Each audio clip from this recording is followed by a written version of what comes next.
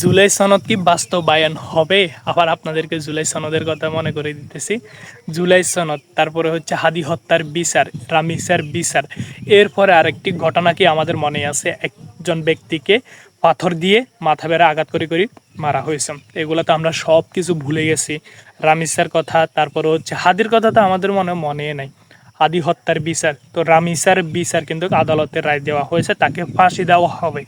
কখন ফাঁসি দেওয়া হবে, কখন কয় তারিখে দিবে, কয়টা বাজে দিবে, এখনো পর্যন্ত এটি কিন্তু নির্ধারণ করা হয় নাই। শুধু আদালতে বলছে যে কি তাকে ফাঁসি দেওয়া হবে।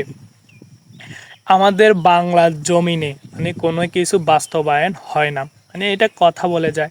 এই জুলাই সনদ সবাই বলছে কি নির্বাচনের আগে বলছে জুলাই সনদ এটি থাকবে, জুলাইদের যে অধিকার এটা কিন্তু তারা পাবে।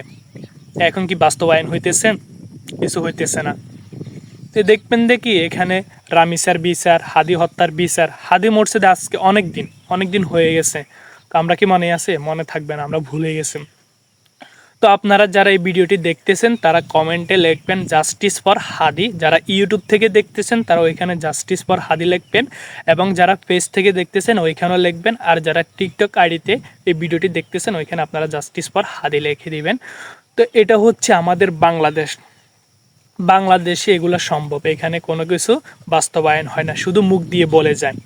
ওইখানে জুলাই সনদের কথা বলছে না, এটি কি বাস্তবায়ন হবে, কিন্তু এখন বাস্তবায়ন হইতেছে না।